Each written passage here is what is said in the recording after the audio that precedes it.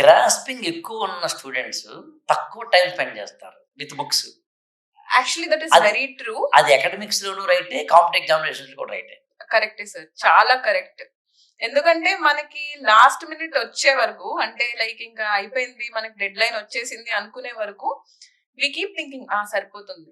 ఇప్పుడు first day ఒక 1 hour మనం చదవగలిగి ఒక 10 days ఫినిష్ చేయాలనుకోండి portion, second day 5 days waste చేసేస్తాం.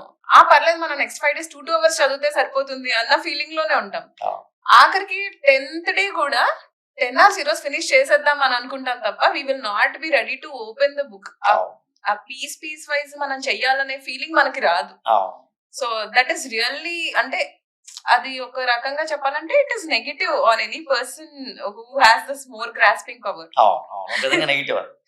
ఎవరికైతే ఎక్కువ గ్రాస్పింగ్ ఉండి ఓపిక్గా చదవగలిగిన సహనం కూడా ఉంటే వాడు కొంచెం నాకు తెలిసి తొందరగా సక్సెస్లోకి వెళ్తారో అనిపిస్తుంటుంది నాకు. లేదు సార్, అది నిజమే. అంటే ఇప్పుడు మన గ్రాస్పింగ్ ఉందని చెప్పి మనం హార్డ్ వర్క్ ని ఇక్కడ వదలలేం. అంటే నాట్ జస్ట్ అబౌట్ యూపీఎస్సీ, మనం ఏ కాంపిటేటివ్ ఎగ్జామ్ తీసుకున్నా కూడా ఆ గ్యాప్ మనం ఉంచకూడదు. అందుకనే హార్డ్ వర్క్ బెస్టా, స్మార్ట్ వర్క్ బెస్ట్ అని అడుగుతుంటారు చాలా మంది. నేను ఏమంటే బ్లెండింగ్ ఆఫ్ దీస్ టూ అంటాను. Hard work plus smart work, ఈ రెండింటికి స్కిల్ఫుల్ వర్క్ అని ఉంటుంది, అది కూడా యాడ్ చేస్తే సరిపోతుంది. అట్లాగే ఇంకోటి కూడా ఉంది. ఇందాక కొన్ని సబ్జెక్టులు ఈజీ లేదా తొందరగా అవుతుంది అన్నప్పుడు పర్సన్ టు పర్సన్ అన్నావు కదా నువ్వు, అది ఎంతవరకు రైటో. అట్ ద సేమ్ టైం ఇప్పుడు ancient India, medieval India, modern India, culture, ఇది హిస్టరీ పార్ట్. దీనికి ఎడిషనల్గా వరల్డ్ హిస్టరీ, పోస్ట్ ఇండిపెండెన్స్ ఉంటాయి, అలాగే సోషల్ ఇష్యూస్ ఉంటాయి. ఈ ancient India, medieval India, modern India, కల్చర్ని చదవడానికి ఎంత టైం పడుతుందో, post independence, world history, social issues చదవడానికి అంత టైం పడుతుంది. అవును సార్. ప్లస్ పోస్ట్ ఇండిపెండెన్స్ లాంటి వాటికి ఇంతంత లావులో పుస్తకాలు దొరుకుతాయి మార్కెట్లో. నిజం చదవాల్సిన అవసరం లేదండి. ఎందుకని అంటే పోస్ట్ ఇండిపెండెన్స్ లాంటివి భారతదేశానికి స్వాతంత్ర్యం 1947లో వచ్చినప్పటి నుంచి ఇవాళ మనం మాట్లాడుతున్న 2024 వరకు ఈ టోటల్ 75 సంవత్సరాల భారతదేశ చరిత్రలో, స్వాతంత్ర్య చరిత్రలో జరిగిన కీలకమైన పరిణామాలు. అవి కొంతవరకు ఆ ఏడాది రాస్తున్న ఎగ్జామినేషన్ టైంలో వాలటైలే మారచ్చు, లేదా ఆ ఎగ్జామినేషన్, ఉదాహరణకి బ్యాంకింగ్ ఏదో నేషనలైజేషనో ప్రైవేటైజేషనో ఏదో పెద్ద స్కామో సంథింగ్ జరిగింది అనుకుంటే సరిగ్గా అది మన పోస్ట్ ఇండిపెండెన్స్ లోంచి నేషనలైజేషన్ ఆఫ్ బ్యాంకింగ్ అడగచ్చు, లేదా నక్సలిజం, లేదా ఏదైనా ఒక కీలకమైన పరిణామం. ఉదాహరణకి భారతదేశానికి ఎమర్జెన్సీ దాని టైము 25 years 50 years ఏదో దానికి ఉన్నప్పుడు ఇట్లా కనుక కొంచెం కాల్కులేటెడ్గా చదువుకుంటే పోస్ట్ ఇండిపెండెన్స్ లాంటివి వెరీ స్మాల్ సిలబస్ వరల్డ్ హిస్టరీకి ఉన్నది.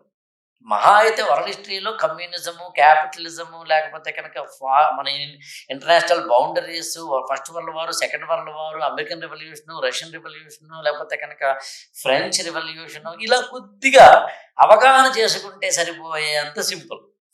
అవును sir, world history, post independence. అదేవిధంగా సోషల్ ఇష్యూస్, ఏదో జెండర్ ఇష్యూస్ కావచ్చు, క్యాస్ట్ కావచ్చు, రిలీజియన్ కావచ్చు, రీజనలిజం కావచ్చు, ఇట్లా సేమ్ ఇలాంటివి కొన్ని ఏరియాస్ మొత్తం సిలబస్లో ఉన్నాయి.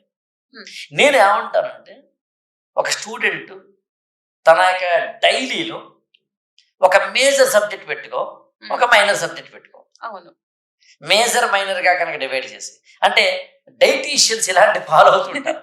హెవీ బ్రేక్ఫాస్ట్ చెయ్యి, లంచ్ కాస్త తగ్గించు, డిన్నర్ స్కిప్ చెయ్యదే. అలా నువ్వు మార్నింగ్ ఫ్రెష్ మైండ్ చదివేటప్పుడేమో మేజర్ సబ్జెక్టులు చదువు, హెవీ సబ్జెక్టులు చదువు, వాటికి ఏ పేరైనా పెడదాం. ఈవినింగ్ వచ్చేసరికి కొంచెం లైటర్ సబ్జెక్ట్ చదువు.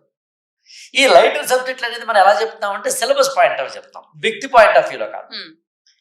ఒక వ్యక్తి ఉదాహరణ, నీకు ఎన్విరాన్మెంట్ ఈజీ అయితే నాకు ఎన్విరాన్మెంట్ కష్టం, ఆ పాయింట్ ఆఫ్ వ్యూ చెప్పట్లేదు నేను, సిలబస్ పాయింట్ ఆఫ్ వ్యూ, ఆ క్వాంటిటీ పాయింట్ ఆఫ్ వ్యూ ఇక చెప్పాలని.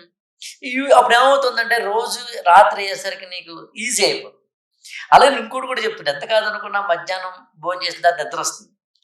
సాయంత్రం 8-8:30 తర్వాత చదవాలంటే ఎవరో కొంతమందికి తప్ప పొద్దున్నుంచి చదివి ఉంటే కనుక కొంతమంది లేకపోతే కనుక ఎంత కాదనుకున్న మైండ్ వేవర్ అవుతుంది. అది నేనేమంటాను ఎప్పుడు కూడా అక్కడ ప్రాక్టీస్ చేయి. ఎప్పుడైతే అక్కడ ప్రాక్టీస్ చేసావో అంటే మధ్యాహ్నం 2 to 5 ఎలాగో నిద్ర వచ్చే టైం అదేదో సీసాట్ పేపర్ చేయి, లేదా ఓల్డ్ క్వశ్చన్స్ పేపర్ చేయి. మార్నింగ్ నుంచి చదివిన దాంట్లోంచి ఒక 2 క్వశ్చన్స్ తీసుకుని మనం రాయొచ్చు. Excellent idea, excellent idea. So చాలా బెటర్ గా ఉంటుంది. ఎందుకంటే ఫస్ట్ ఆఫ్ ఆల్ స్టూడెంట్ కి కాన్ఫిడెన్స్ వస్తుంది అనమాట.